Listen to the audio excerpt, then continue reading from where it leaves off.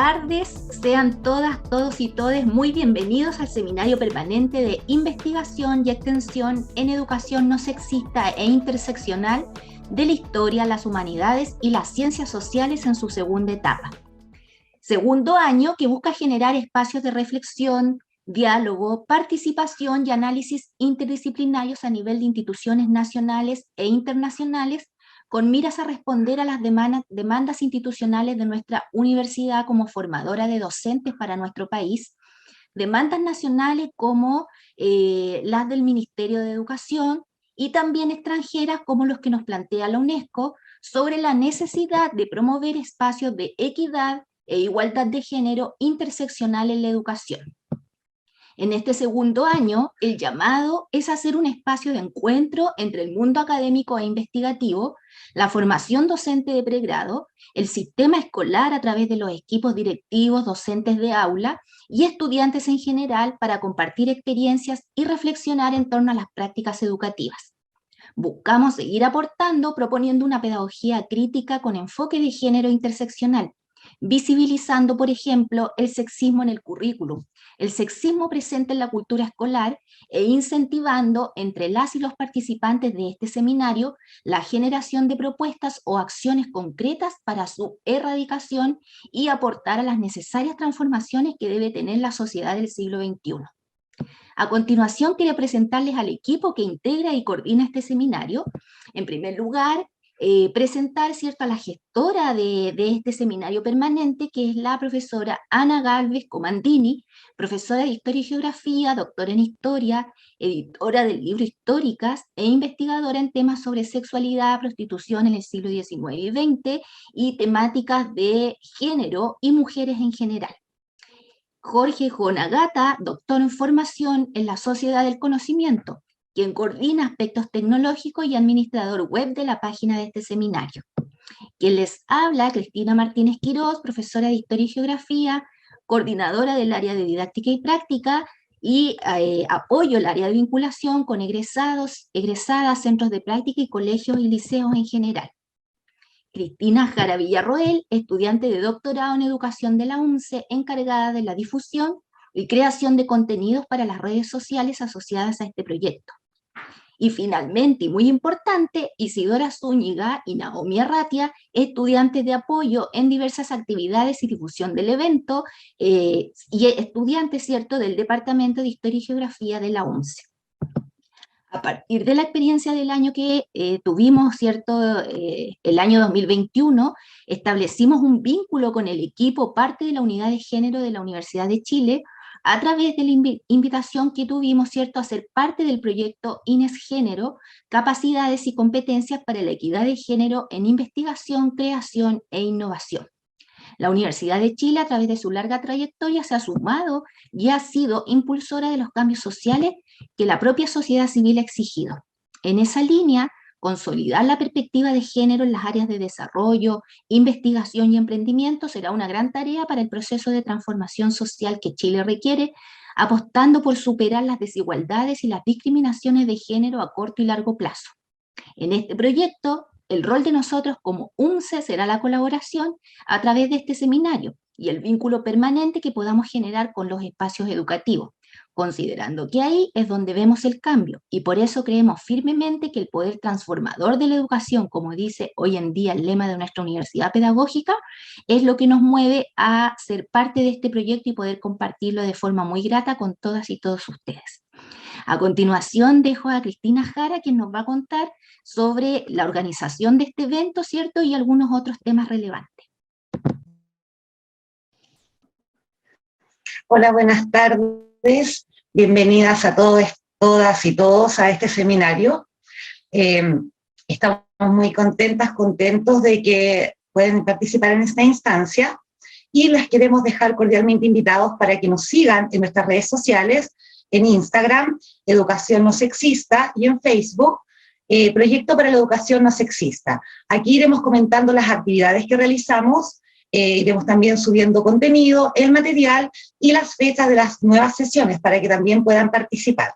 Además, les dejamos cordialmente invitadas, invitados, invitades para que al finalizar la sesión ustedes puedan contestar una encuesta que hemos dispuesto para así también nosotros como equipo coordinador poder evaluar también cómo han sido nuestras presentaciones. Por lo mismo, para nosotros es muy importante y por favor les solicitamos que la puedan responder.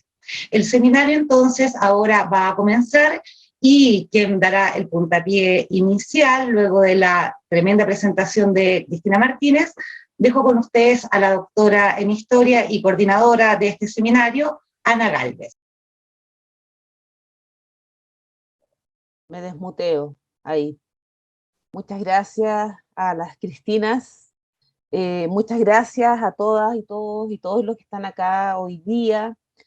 Es un placer para nosotros, un honor de estar en esta segunda etapa del seminario y comenzar, ¿no es cierto?, este año, este segundo ciclo, con una invitada, pero que es de la casa, ¿no?, que es Valentina Rota Hernández.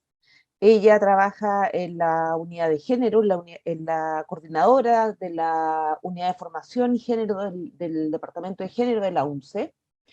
Es profesora en química, con postítulo en biología del conocer y de la comunicación, dado por Humberto Maturana. Es diplomada en políticas públicas, diversidad y género, y magíster en educación y cultura. Y actualmente magistrante en género y cultura. Está encargada, como les dije, del área de formación de la Oficina de Género y Sexualidades de la UNCE, y es la coordinadora de la línea de género del Centro de Investigación en Educación para la Justicia Social. Ha desarrollado su trayectoria profesional en distintos ámbitos de educación. Es docente de aula en equipos directivos de colegios de alto riesgo social, diseñando cursos técnicos, profesionales, universitarios, con docencia de pre y posgrado en INACAP, en la Universidad de Chile, en la Universidad del Alberto Hurtado y en la UNCE.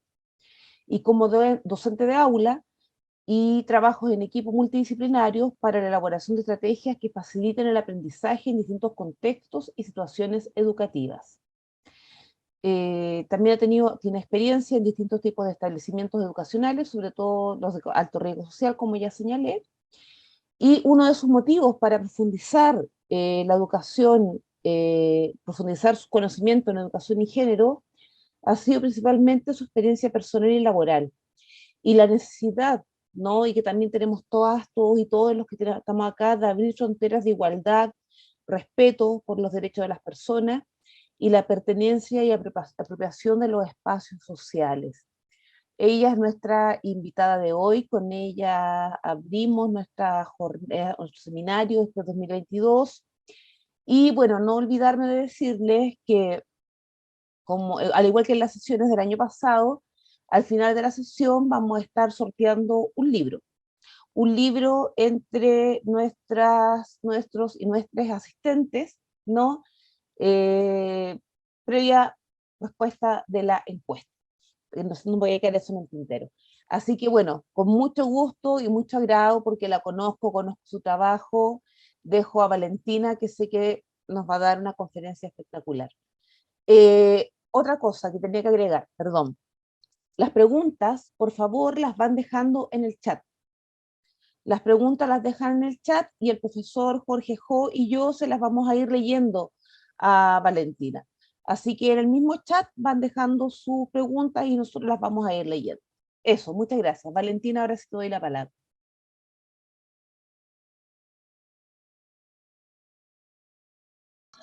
Me voy a desmutear. Yo lo primero es que quiero agradecer esta invitación. Soy una ferviente seguidora del seminario y agradezco también los cariños que aquí podemos ver, ¿no? Yo creo que las relaciones que hemos ido formando con las distintas instancias de esta y de otras universidades son fundamentales para lograr nuestro objetivo de equidad, igualdad, justicia social y derechos. Yo para comenzar esta conversación, lo primero que quiero es reflexionar, hacernos varias preguntas. Yo no tengo las respuestas, no sé cómo tampoco tenerlas, todas las respuestas, porque a medida que uno se va respondiendo cosas van surgiendo otras dudas, ¿no?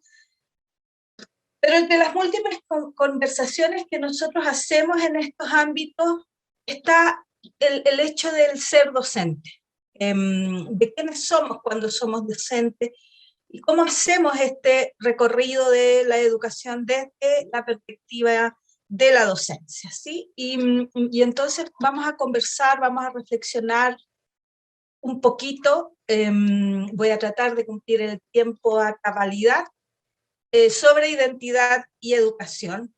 Y para mí esto es una paradoja hasta el momento. Esperemos que una paradoja que en algún instante podamos sanar completamente. ¿Por qué es una paradoja? En algún diccionario o en varios diccionarios leí que una paradoja consiste en la unión de dos ideas opuestas que resultan contradictorias, pero que sin embargo pueden estar encerrando una gran verdad o una verdad oculta. Vamos a ver qué pensamos de eso y qué hacemos en este aspecto, ¿no? Y para tener un lenguaje común, yo siempre digo, para poder conversar en común, vamos a aclarar entonces las siguientes definiciones, que son oficiales, que están por ahí puestas en tratados nacionales e internacionales. Por ejemplo, orientación sexual, la vamos a definir como una atracción emocional, romántica, sexual o afectiva, con otra persona, iba a decir contra, con otra persona del mismo género, sexo, de distintos géneros, sexo, del mismo género y distinto sexo, del mismo sexo y distintos géneros, en cualquiera de sus expresiones. La identidad de género, entonces, alude a la percepción subjetiva de un individuo que tiene sobre sí mismo en cuanto a su propio género, que podría o no coincidir con sus características anatómicas, sexuales, quién eres, hombre, mujer, no binaria, género fluido, queer, etc. Y la expresión de género la vamos a definir como una manifestación externa de los rasgos culturales que permiten identificar a una persona como masculina o femenina conforme a los patrones considerados propios de cada género por una determinada sociedad en un momento histórico determinante, es decir, no es estático. Vámonos a uno de los conceptos que hemos estado reflexionando y que queremos pensar, la identidad, ¿cierto? Y entonces, centrémonos en la identidad de género. Según el principio de Yogyakarta, la identidad de género se refiere a la vivencia interna individual del género, tal como cada persona la siente profundamente, la cual podría o no corresponder con el sexo asignado al momento del nacimiento, incluyendo la vivencia personal del cuerpo y otras expresiones de género, que pueden ser la vestimenta, el modo de hablar, los modales, las costumbres, etc. ¿Qué pasa con estas definiciones en educación? Bueno, estamos en este seminario, y en este seminario han pasado y van a seguir pasando cosas súper interesantes respecto a la educación. Hemos tenido conversaciones, reflexiones, están sucediendo cosas, ¿no? Hoy día nos juntamos con la representación de colegios en 3 municipalidades determinadas, y en esta representación habían situaciones de trabajo sobre género, diversidades, sobre pertinencias de la perspectiva en el ámbito educativo. Entonces, podríamos decir que los sistemas educativos están trabajando en esto, pero aún así, aun cuando existen lugares donde se está trabajando, hay cosas que no podemos todavía obviar y que todavía ocurren en nuestras aulas, dentro de ellas, fuera de ellos y en estos ambientes. Por ejemplo, los sistemas educativos replican y acentúan la norma del cuerpo, ¿cierto? De los distintos cuerpos. El currículum oculto, las relaciones entre pares y no pares, las interrelaciones en este sistema favorecen o obstaculizan el proceso de construcción de identidad sexual y de aceptación de las diversidades.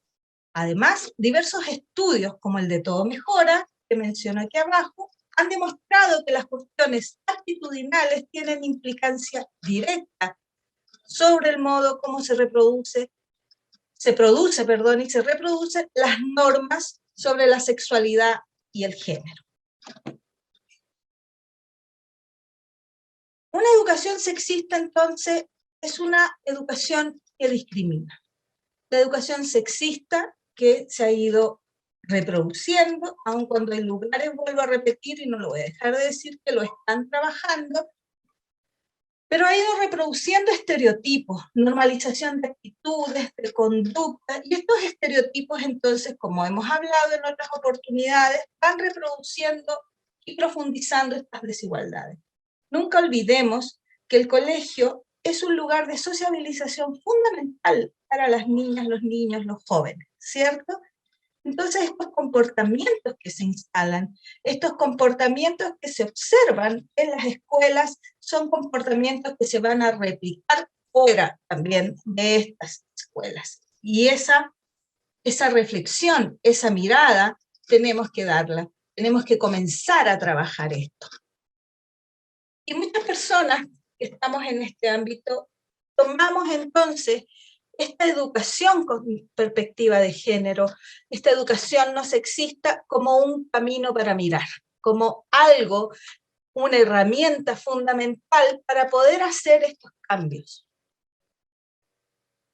La violencia simbólica del currículum oculto tiene que ser observada, tiene que ser trabajada, tiene que analizarse desde esta perspectiva para poder hacer los cambios sociales que finalmente buscamos hacer, ¿cierto? Porque todos y todas quienes estamos aquí tenemos claro que las escuelas son una muestra, y las universidades y las instituciones de educación en general, son una muestra y un reflejo de lo que ocurre en la sociedad. Las escuelas en su espacio más cercano, las universidades en quienes pertenecen a ese espacio, y vamos formando entonces una identidad. Este trabajo hacia la educación no sexista es fundamental para que nuestra sociedad también vaya generando estos cambios. Pero desde ahí estamos mirando a quienes están ahí, pero estamos mirando a todas las personas que están ahí. Y ese es el cuestionamiento que yo hoy día les invito a hacer. Todas estas definiciones, estos conceptos, estas formas de mirarnos y de pensarnos que tenemos, y que estamos reflexionando y que estamos criticando, ¿están mirando a todas las personas que están en ese ámbito de la educación? ¿Qué pasa con los docentes y las personas que trabajan en ese espacio, verdad? Quizás yo no las puse ahí, pero también ahí tenemos terapeutas ocupacionales, kinesiólogas, kinesiólogos, psicólogas, psicólogos, etc. Existen físicamente en ese espacio. Hay una observación de quiénes son esas personas, se observan sus cuerpos. Puede ser que no tanto, ¿cierto? Porque aún persisten en estas personas, en estos cuerpos adultos, expectativas de género o conductas esperadas que están sesgadas y que están normalizadas. Deben entrar estos cuerpos dentro de esta norma. No pueden salirse de esta norma. Porque si se salen de la norma, nos pasa esto. Estamos hablando solamente de algunos casos que son de ayer, que son de hace poco tiempo, que todavía siguen ocurriendo. Y no son casos menores. Es decir, la profesora debe vestirse como mujer y no puede velar su situación afectiva si no está dentro de esta norma, esa situación afectiva. El profesor es sancionado porque es muy femenino para vestirse, ¿cierto? Las profesoras, los docentes, los directivos, el cuerpo directivo no puede tener una vida sexoafectiva distinta a lo que la norma impone. Pareciera que no. Pareciera que tenemos un trabajo que está comenzando sobre la aceptación de las diversidades, de los distintos cuerpos, sobre la aceptación de la no normalización, ¿cierto?, de las conductas, del trabajo hacia los sesgos y hacia los estereotipos, pero nos quedamos hasta el cuarto medio. o nos quedamos hasta el espacio universitario de los y les estudiantes que tenemos presentes en nuestros patios universitarios. Pero existimos más personas en esos espacios. Habemos más individuos e individuas e individuos ahí en ese espacio, que también queremos estar presentes desde nuestra diversidad, desde decir quiénes somos y cómo estamos, desde que se nos respete por nuestras diferencias. Y esa conversación yo creo que hay que empezar a darla. Porque se están castigando. Yo me voy a detener y voy a hacer esta reflexión sobre los cuerpos feminizados. Los cuerpos feminizados, como sabemos, como hemos visto y leído en varias instancias, son castigados, son cuerpos castigados. Por supuesto que las diversidades sexuales también, las diversidades masculinas son cuerpos castigados, es cierto, también hay una distinción, es cierto. Me voy a dar una licencia aquí yo de conversar desde la experiencia. El cuerpo femenino, el cuerpo de las mujeres dentro de los espacios educativos, no puede tener una orientación sexual, no puede tener una identidad de género fuera de la norma. Las profesoras que tienen una opción sexual distinta son castigadas, son sacadas de los espacios escolares, y eso ocurre hasta el día de hoy. Yo creo que ahí entonces tenemos que hacer una reflexión. Si bien es cierto, lo que ocurrió con la profesora de religión es fantástico, es un avance. Si bien es cierto, lo que ocurrió hace muchos años atrás con el caso de la abogada y la tuición de sus hijas, también es un avance, todavía nos queda un camino importante por recorrer. Porque en los espacios escolares se replica la violencia de género a través de esta normalización de estos estereotipos, y existe una segregación horizontal hacia las mujeres que pertenecen a las diversidades sexuales. Se invisibilizan estos cuerpos, pues no están dentro de este mandato binario hombre-mujer. Se reproduce un orden de género en esta cultura escolar, en este currículum universitario y en general en la institucionalidad. Las mujeres que nos hacemos, ¿no? De Simone de Beauvoir. ¿Qué pasa con nosotras? ¿Qué pasa con estos cuerpos disidentes, con estos cuerpos femeninos disidentes? ¿Cómo hemos sido entonces invisibilizadas desde nuestra decisión y desde nuestra opción? Entonces, estas masculinidades femeninas o estas feminidades masculinizadas son censuradas, limitadas y invisibilizadas, y generalmente son relacionadas con estereotipos que se van relacionando casi siempre directamente con el lesbianismo. Una mujer masculinizada no necesariamente ha de ser lesbiana, ¿cierto? Entonces estos cuerpos de mujeres que tenemos en nuestros espacios pedagógicos no son aceptados como individuos, como sujetas de derecho, con condiciones y con características iguales y semejantes a cualquier otra persona que esté en ese espacio pedagógico. ¿Cómo aportamos nosotros desde la UNCE? ¿Qué hacemos desde acá?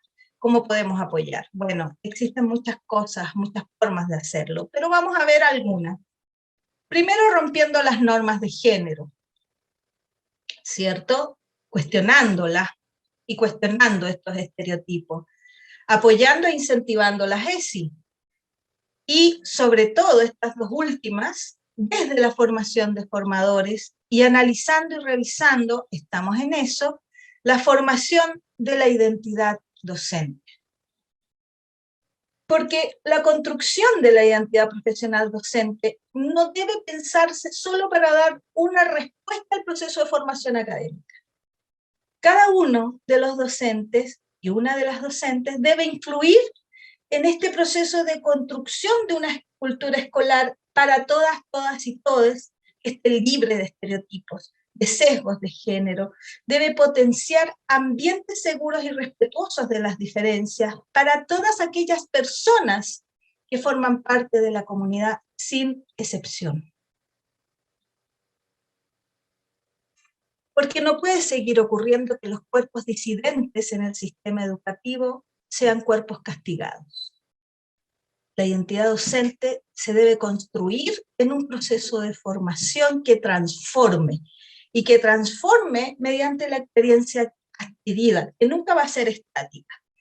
Los profesores, las profesoras, los equipos directivos, las jefaturas NAEM, las directores y directoras de carrera deben potenciar que estos cuerpos disidentes son parte de todo esto, ¿no? Es ideal, es fundamental que deje de haber distinciones de cuerpos. Lo ideal sería, el camino ideal sería que no hubiese por qué hacerlas, ¿no? Entonces tenemos, entre muchos desafíos, uno importante y fundamental, el de la articulación de múltiples y simultáneas formas de romper la norma impuesta, la subordinación de clase, de género, de sexualidad y de raza. Y con esto termino. La diversidad no solo está en el tipo de aprendizaje, está también en quiénes somos, en mirar nuestro espacio pedagógico desde una mirada más integral que nos permita disminuir todas las desigualdades. Eso. Gracias.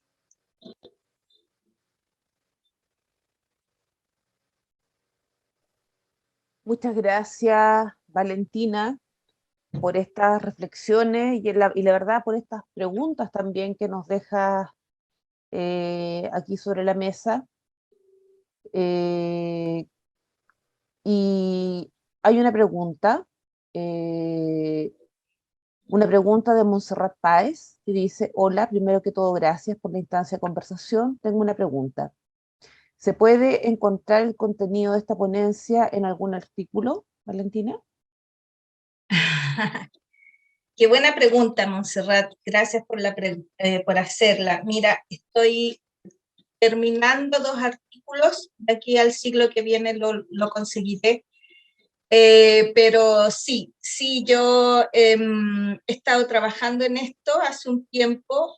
Los tiempos no me han terminado de encajar, pero apenas esté listo, yo lo voy a compartir precisamente en la página del seminario. Sí, por supuesto que sí. El seminario permanente que tiene una página web establecida. Perfecto. Yo tengo una reflexión con respecto a lo que propone Valentina, porque en realidad ella es muy cierto, o sea, los cuerpos que estamos mirando generalmente y sobre los que estamos haciendo investigación o teorizando, tiene que ver mucho con el estudiantado, ¿no? Sin embargo, los y les profesores, como que quedamos fuera, ¿no?, de la diversidad, y como que estamos siempre dentro como del corset de la norma de género. Y tenemos muy poca posibilidad de movernos. Yo recuerdo, y voy a dar acá una experiencia personal, cuando yo hice la práctica profesional, estudié pedagogía en historia en la UNCE, el colegio donde yo fui, que era el colegio Teresa Prat, que está en Franklin, teníamos una profesora que era transgénero. Una de las profesoras guías que acogió a mi otra compañera, no fue mi profesora guía en colegio, fue una compañera, era una profesora transgénero. Y era la primera vez en mi vida, yo estoy hablando hace más de 20 años atrás, era la primera vez en mi vida que yo veía a una profesora transgénero trabajando en una escuela, y en una escuela donde era tremendamente respetada, donde no era estigmatizada, ¿no? Pero claramente era una sexualidad absolutamente disidente, ¿no? Estaba en un colegio de niñas, además, porque no, conversando con ellas, pues no podía haber trabajado, no podía trabajar en colegios con hombres o niños porque no la aceptaban a ella. Entonces, justamente tenemos este corset, ¿no? Bueno, y parte del seminario Es una de las desafíos que tenemos este año con el Liceo Multigénero Eloísa Díaz, es cómo estamos los y les profesores para trabajar en escuelas multigénero, ¿no? Porque ese es el desafío del siglo XXI, cómo trabajamos en escuelas multigénero, donde no solo el estudiantado es multigénero, donde también nosotros somos multigénero, ¿no? Voy a leer algunos comentarios que hay acá. Valentina, te agradezco muchísimo la ponencia, ese sentido nos invita a la reflexión para vivir en la apertura en las comunidades educativas, cuales sean y que incluyan a todos los estamentos. Muchas gracias, soy profesora de danza, Paula Moraga dice, soy profesora de danza y me resuena mucho estos nuevos desafíos, sobre todo de la perspectiva de la corporalidad, de los cuerpos castigados, ¿no? No sé si quieres agregar algo más, Valentina. Sí, fíjate que estaba reflexionando lo que tú dices, porque bueno, lo ideal en realidad es que dejemos de hacer estas distinciones, es como retroceder un poco a cuando existían estos colegios de niñas y de niños, ¿no? Y ahora tenemos estos colegios multigénero que yo los celebro absolutamente, porque además hay colegios de estas características que tienen, como tú dices, Anita, profesores, profesoras, gente, docentes, trabajadores y trabajadoras que son también multigénero. Eso es maravilloso. Pero debe haber algún momento, debe existir un punto de encuentro. Es decir, dejemos de separarnos.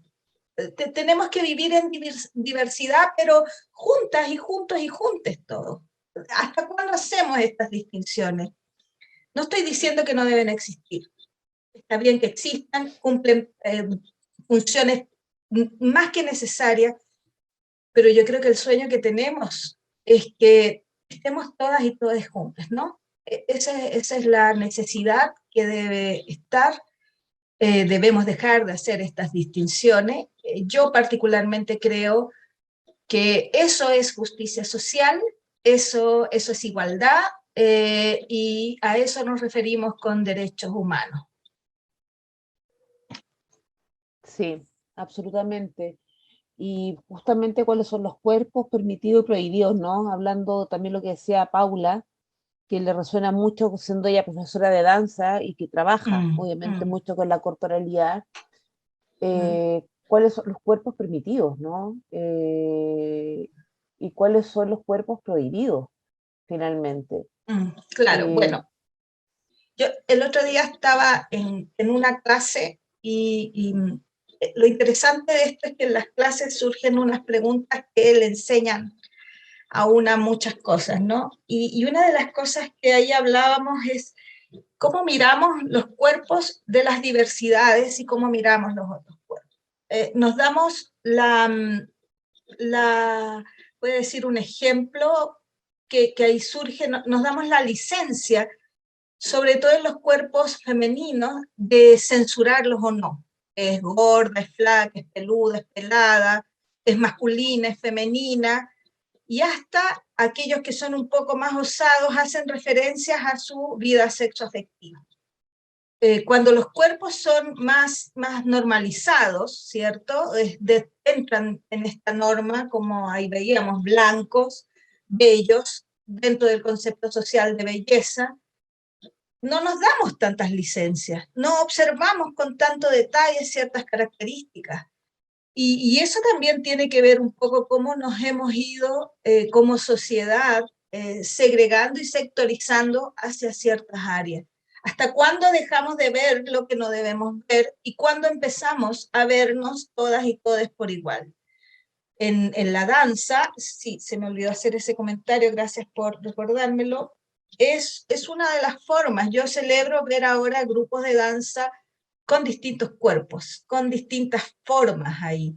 Yo creo que eso es fundamental. La danza, a todos y a todos y a todas nos gusta bailar. Yo soy más chiquitita, soy más rellenita y me encanta bailar. Entonces, somos cuerpos que queremos danzar y la danza nos hace también además, ¿no?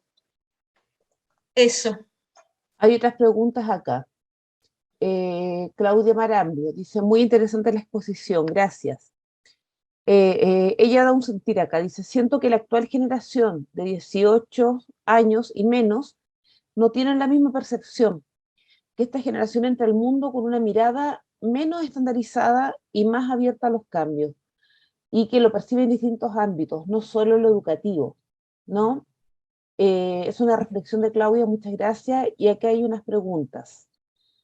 Dice Valentina, para el profesorado que recién se incorpora o sensibiliza con las temáticas de género, ¿por dónde o cómo comenzar el trabajo hacia la igualdad? Te dejo otra pregunta, ahí tú las vas anotando. Valeria Vargas dice, me gustaría saber o conocer algunos ejemplos concretos para abrir esa mirada a las diversidades en el aula. Por ejemplo, ¿cómo intervenir si tenemos situaciones de discriminación entre estudiantes? Otra pregunta. Hola Valentina. ¿Hay experiencias de prácticas educativas no sexistas en escuelas de sectores rurales de Chile? Y si es así, ¿cuáles son las mayores dificultades en estas comunidades educativas? Y una última pregunta, tienes varias, porque ahí tienes harto rato, quedan dos más para responder, Valentina. Muchas gracias por la presentación. Una pregunta de reflexión. ¿De qué manera podemos promover, sensibilizar un enfoque de género en un contexto educativo tan segregado? Pienso, por ejemplo, en las escuelas privadas con proyectos religiosos, donde hay un límite desde los proyectos educativos. Eso lo pregunta Karen Cárdenas. Y Verónica Rubio dice, ¿cómo están enfrentando como universidad la implementación de la ley 21.369 del 2021, que regula el acoso sexual, la violencia y discriminación de género en educación superior? Ahí te dejé 4 preguntazas para responder. Si quieres te las repito, tú me dices, ¿no? No, te voy a preguntar alguna que se me vaya, pero mira, la primera es cómo se incorpora, ¿cierto?, a los profesores recientes este trabajo hacia la igualdad. Sí. En la UNCE tenemos a la profesora Ana Cárdenas, entre otras y otros docentes, que estamos haciendo ese trabajo. Voy a hablar desde la escuela pedagógica, ¿cierto?, desde la universidad pedagógica, que no es la única que está haciendo acciones. Desde el mayo de 2018, las instituciones de educación superior, sobre todo las del CRUCH, tomaron decisiones fundamentales respecto a la formación de profesionales de distintos ámbitos. Como sabemos, la mayoría de las universidades que forman docentes están dentro de este CRUCH. Entre las revisiones y las decisiones que se tomaron está mirar el currículum. Mirar cómo está esta perspectiva de género, entonces, incorporada en el currículum de las personas que están en formación.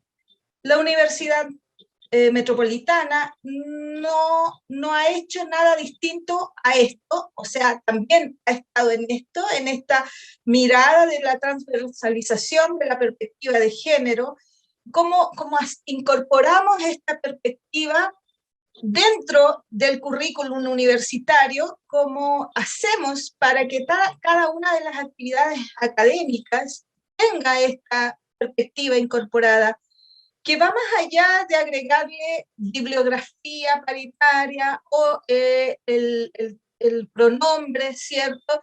Tiene que ver también con distintas estrategias que se pueden ver, y hemos visto entonces que existen en las 19 carreras distintas formas de la incorporación de esta perspectiva. Por tanto, los y les docentes que van egresando de la institución de la UNCE llevan incorporada de alguna manera, directa e indirecta, esta mirada de género en su quehacer. Además de eso, existe un minor, que este minor en el cual deben cursar las y los estudiantes de las 19 carreras, ¿cierto? Entre los ramos que hay ramos de género, existen ramos de derechos humanos, etcétera, por tanto, voluntariamente, entre comillas, porque deben tomar este minor las y los estudiantes, también se les incorpora. Además de eso, la Oficina de Género y Sexualidades, junto con otras comunidades, también hace talleres, reflexiones pedagógicas a estudiantes, académicos, académicas, en cuerpo directivo, para incorporar esta perspectiva en el quehacer. Entonces existe un trabajo concienzudo e intencionado para la transversalización de esta perspectiva. Así como ocurre esto en la UNCE, también ocurre en otras universidades, ¿cierto? La Universidad de Chile también lo está trabajando, la Católica, etc. Pero yo voy a responder por la UNCE porque es mi casa de corazón y de formación. La segunda pregunta que queda era... algunos ejemplos concretos para abrir esa mirada a las diversidades en el aula. A las diversidades, ejemplos concretos. ¿Cómo intervenir si tenemos situaciones de discriminación entre estudiantes? Bueno, lo primero que yo debo hacer es decir, es no exponer a esta persona que está siendo discriminada, ¿no? Es fundamental que las y los docentes protejamos a la persona que está siendo discriminada, apoyemos a esta persona, y buscar espacios de colaboración que pueden ser compañeros o compañeras. Si vemos que dentro de su sala de clases no tiene compañeros o compañeras que le apoyen, entonces buscar si es posible cambiarlo a una sala donde tenga compañeros o compañeras que lo apoyen, enfrentar esto abiertamente desde el equipo directivo, el equipo de coordinación, los equipos de apoyo y apoderadas y apoderados. Hablar en los colegios sobre estas temáticas, abrir la conversación y reflexionar en torno a esto. Yo vuelvo a repetir algo que he dicho en otras oportunidades. No existe una fórmula mágica, pero la conversación, el diálogo y el apoyo permanente es fundamental. La no censura es fundamental. Si las y los docentes censuran también, o dicen cosas como, pero déjenlo en paz, y ya se le va a pasar, o entiéndanlo, bueno, estamos cayendo en el juego de la discriminación también, ¿no? No sé si con eso respondo. Había una pregunta sobre espacios rurales, sobre experiencias en espacios rurales, ¿cierto? Sí. ¿Y sí. cuáles eran sus,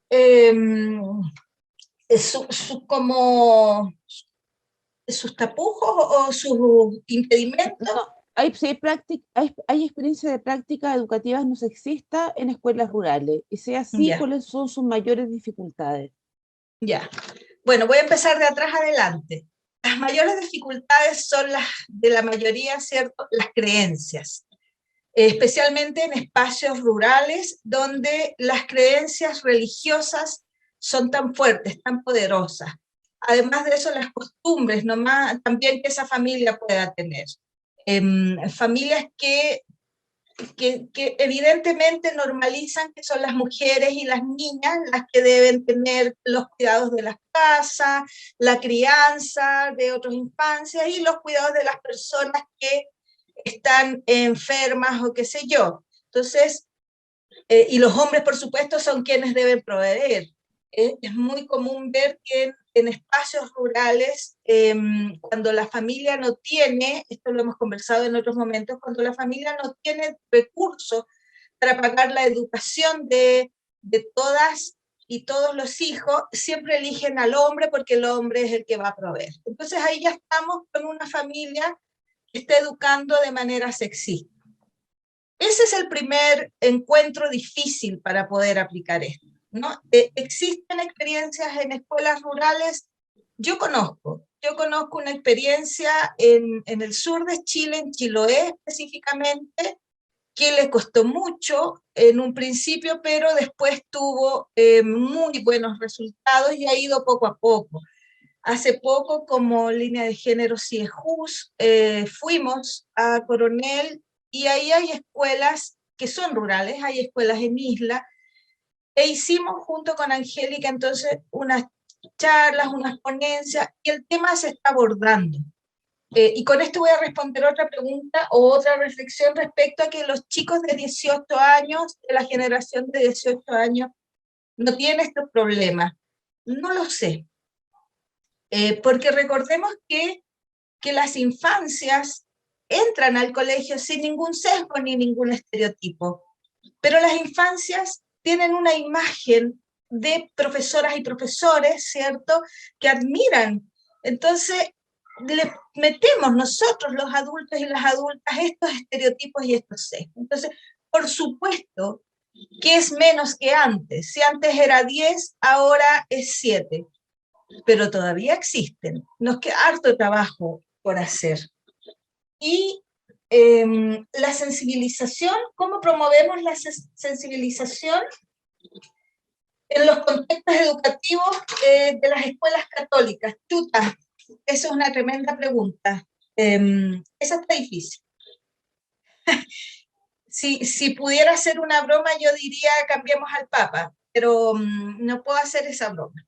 Ahora bien, yo creo que la sociedad va un poco permeando a las escuelas, inclusive de corte católico más extremo. Aun cuando las conversaciones ahí no se deben dar de igual manera que en otras escuelas, ¿cierto? Igual hay algunas reflexiones y conversaciones que tienen que y que van a empezar a darse, especialmente ahora cuando estamos en esta mirada nacional y desde el gobierno para poder conversar y tratar las temáticas de género en los espacios escolares.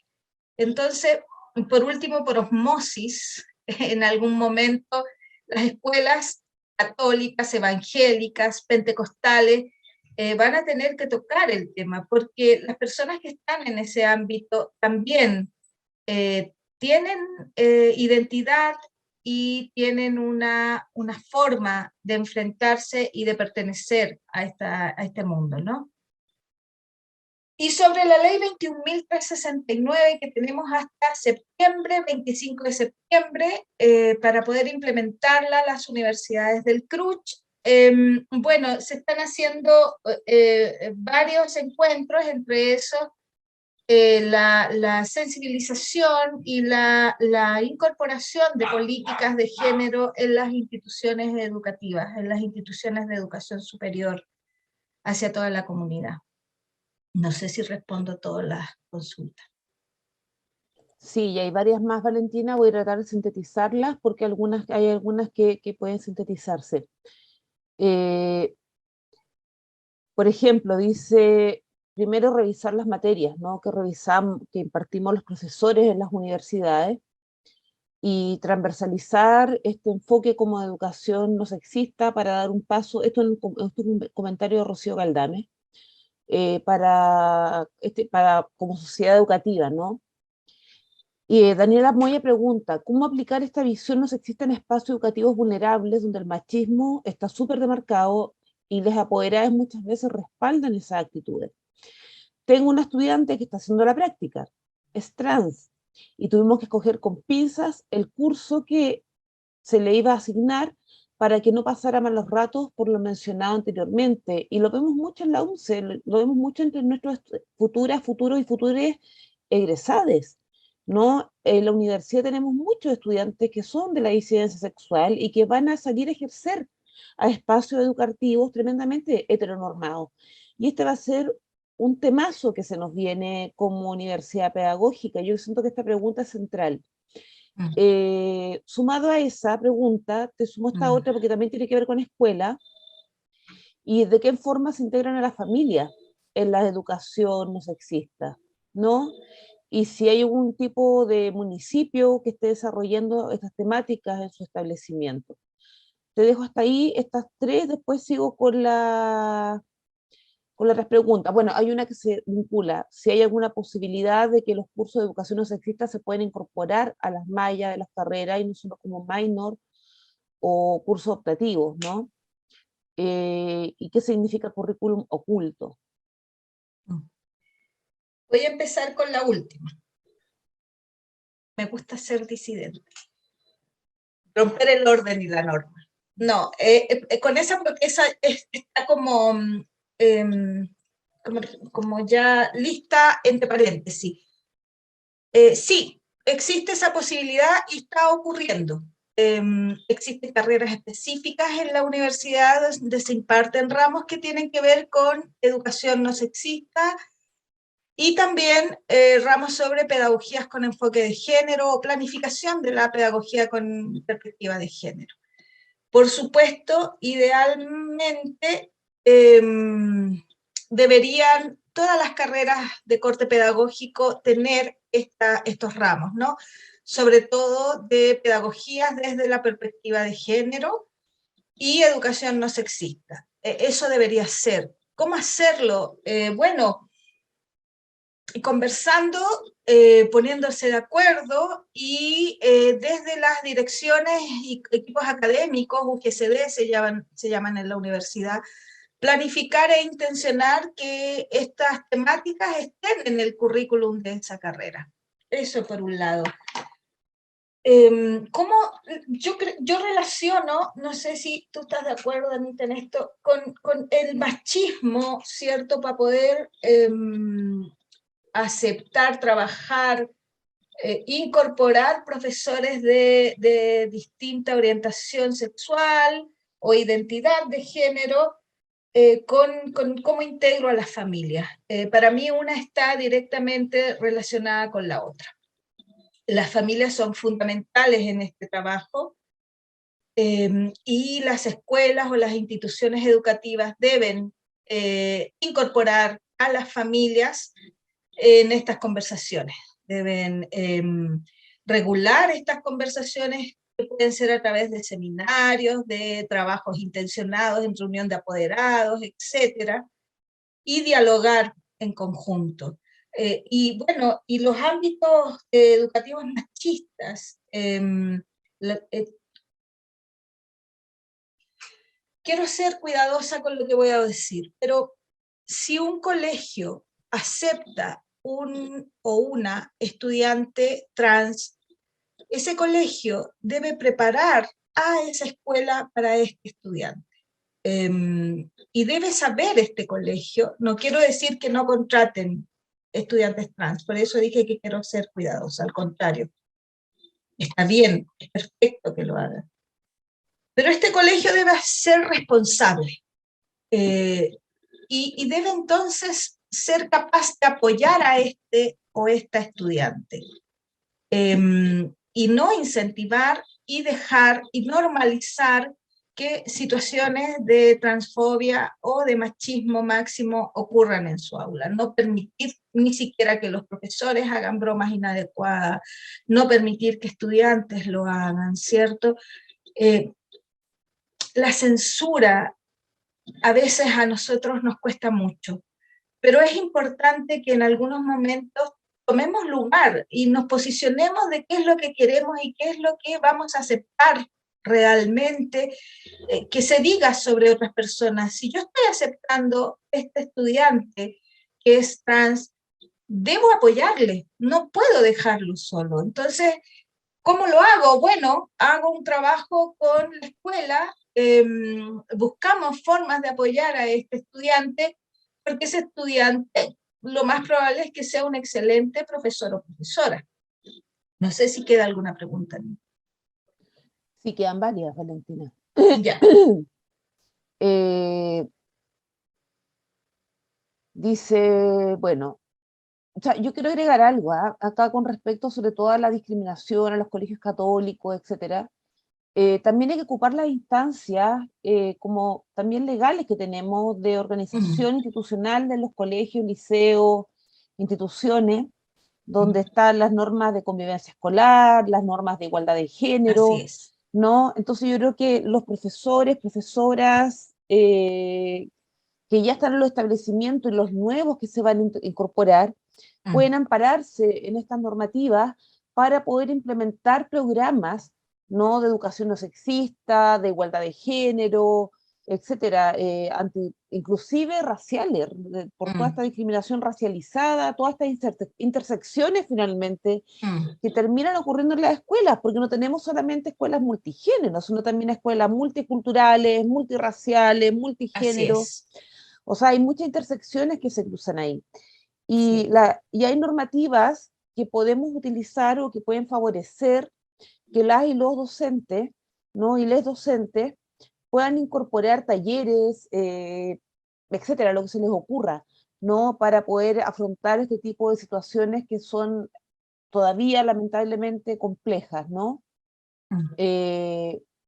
Bueno, Yaret pregunta, ¿hay alguna posibilidad que los cursos de educación no sexista pueden incorporarse en las mallas de las carreras o no solo como minor o cursos optativos? Luego dice, ¿cómo Esa trabajamos? ya la respondí. Sí. ¿Cómo trabajamos con estudiantes que desde el hogar llevan una carga respecto al tema? Eso también yo creo que ya está un poquito respondido. Acá hay un comentario de Bernardita respecto a lo de las personas menores de 18 años. Dice, creo que se trata de una transformación de las violencias más que una superación de estas.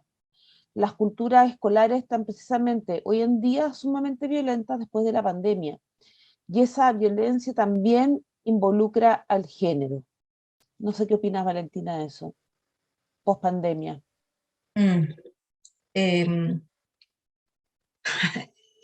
Mira, a mí me pasa lo siguiente, con esto de la violencia, y no es por no decir que sí, efectivamente han aumentado un poco las violencias, han sido más notorias quizás las violencias, especialmente estos últimos meses, pero yo también siento que hay una manipulación de los medios televisivos y radiales y prensa, etcétera, en este aspecto, ¿no?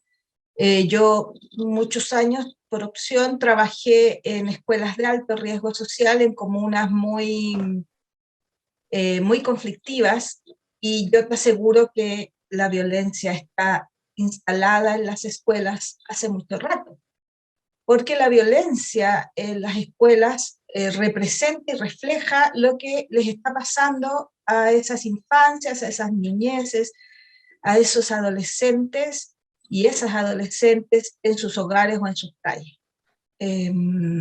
Todas las formas en que viven, ¿cierto? El hacinamiento, el hambre, el abandono, el consumo. Hay múltiples factores, como tú bien lo acabas de decir, estas interseccionalidades múltiples que se ven, por supuesto, en los cuerpos femeninos, pero si somos un poquito más acuciosos, también las infancias las viven.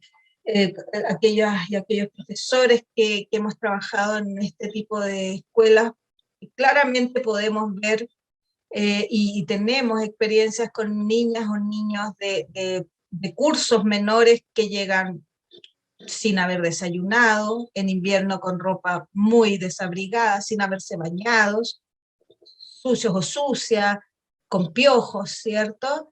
Y hay una vulneración total y absoluta de ellos y de ellas. Entonces, esto va generando, por supuesto, estados de violencia continua en esos establecimientos. Pero también es cierto que esta violencia, y entre comillas, esta violencia también se refleja hacia quienes trabajan en estas escuelas. Cualquiera sea el cargo que tengan, hasta la tía de la cocina, si les dio un postre que no les gustó y ese niño justo está, o ese joven o ese adolescente, justo está con una de estas problemáticas de violencia o qué sé yo, puede que le tire esa manzana por la cabeza, al menos, a esa persona. Pero yo creo que la pandemia, claro que contribuyó y lo hizo más notorio.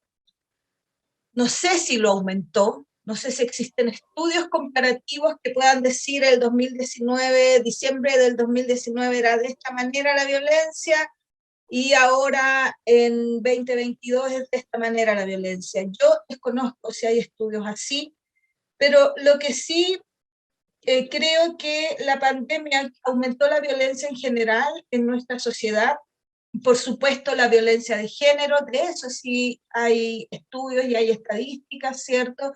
Porque los hogares son distintos, ¿no? Hay hogares más hacinados, menos hacinados, las personas que sufrían algún tipo de violencia de género estaban con quien les violentaban en ese pequeño espacio o en ese espacio, y ahí entonces hay varias cosas que debemos observar como sociedad y como escuela.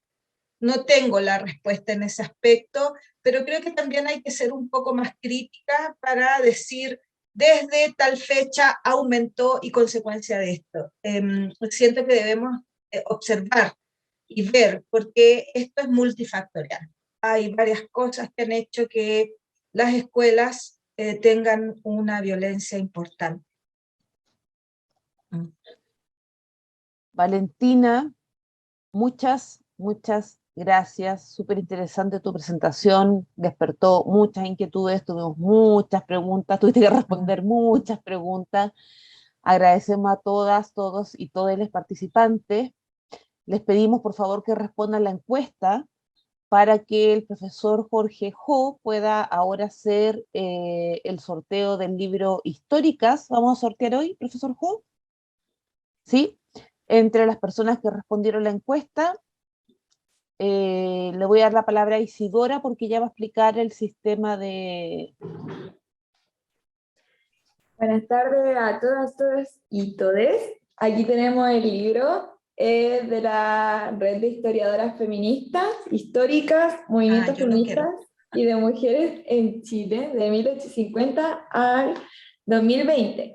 La manera de entregar, ahora el profe Jorge Jo va a ingresar en una plataforma virtual los nombres para poder tener a nuestros ganadores, y lo vamos a poner en este sobrecito y hay que ir a buscarlo a la oficina de partes. Vamos a dejar todos sus datitos aquí y lo puede ir a buscar desde el día martes de la siguiente semana.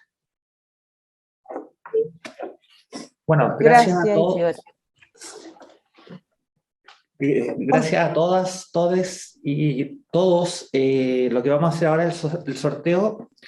Tengo aproximadamente 40 personas inscritas que han necesariamente respondido nuestra encuesta, y lo que nosotros vamos a hacer ahora es el sorteo correspondiente. Para hacerlo transparente, nosotros lo que hacemos es utilizar una página web que ustedes la pueden consultar si les estiman conveniente, que se llama sorteados.com, ¿ya? Vamos a... Están pidiendo si pueden enviar el link de la encuesta. Vamos, sí. Ya, vamos a enviar el link para que puedan responder, ¿no? Y vamos a dar demos un 2 par de minutos más. Sí, 2 minutos más para que puedan responder. A nosotros nos interesa también la información con esa información. La información que recogemos en la encuesta, quiero decir que es absolutamente confidencial. Sus identidades están completamente resguardadas, es para los informes finales de investigación que hacemos, etcétera, ¿no? Son datos que utilizamos. Bueno, recordarle al público que tenemos este año, son 8 sesiones del seminario, es una al mes, esta es la primera, y con un 80% de asistencia, la universidad entrega una constancia de participación a las sesiones, ¿no? Y bueno, que son mensuales y que tienen que irse registrando, ¿no? Inscribirse, y invitarles cordialmente a la próxima sesión. Profesora Cristina Martínez, ¿tiene usted esa información a mano? Sí, Anita, la próxima sesión la tenemos el día jueves 26 de mayo, y es una jornada muy interesante, tal como la que tuvimos recién, ¿cierto?, con Valentina, y es presentada por la Asamblea de Mujeres y Disidencias de la UMCE. Y en esa oportunidad, el jueves 26 de mayo, nos van a trabajar, ¿cierto?, y van a desarrollar el tema, la violencia simbólica dentro de los espacios educativos institucionales de Chile. Así que a todas, todos y todas los dejamos cordialmente invitados para que lo agenden desde ya el jueves 26 de mayo, la sesión que vamos a tener con la Asamblea de Mujeres y Disidencias de la UMCE. Gracias, Cristina. Daniela Dinamarca nos pregunta de no ganar el libro, ¿dónde puedo conseguirlo? Mira, el LOM está agotado, pero sé que en otras librerías sí está. Eh, no sé si estará en Buscalibre, en Metales Pesados, ¿no? En las librerías que leo también estaba el libro. Y tenemos varios títulos más para sortear, ¿no? Que vamos a ir sorteando. Tenemos que todo el territorio se vuelva feminista, escrituras feministas de la revuelta. Tenemos de esta colección de las antiprincesas, ¿no? Vamos a sortear también el antiespejito, justamente hablando con respecto a lo que estamos hablando hoy día, de cómo nos vemos, las corporalidades, las identidades sexuales, la identidad de género, ¿no? Hay varios libros más que vamos a sortear. Este es uno de varios. Y también se van a hacer sorteos en nuestras redes sociales. Ahí Cristina Jara puede explicar un poquito más cómo va a funcionar eso mientras responden la encuesta.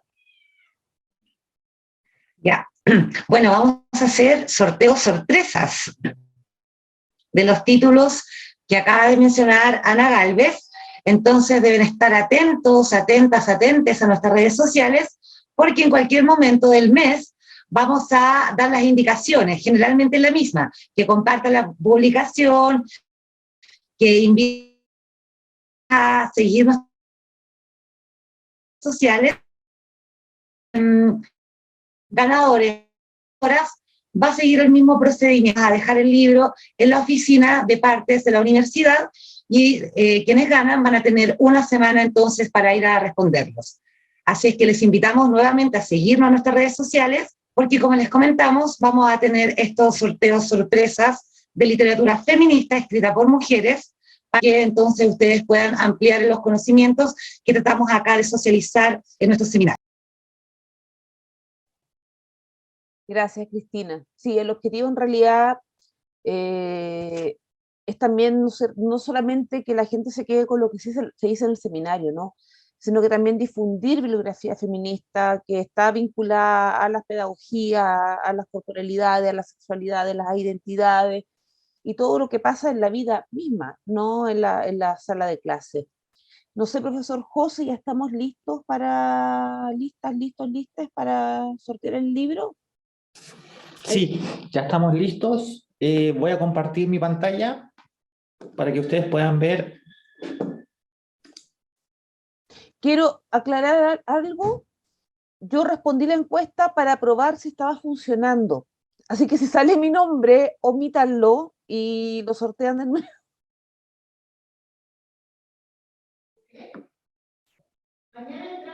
Perdón, ¿están viendo la pantalla?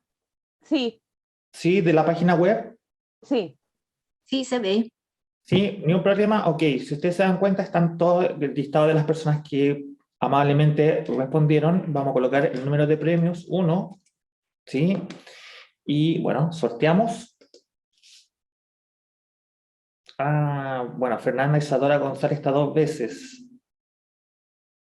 Espérenme, déjenme borrar una. Fernanda.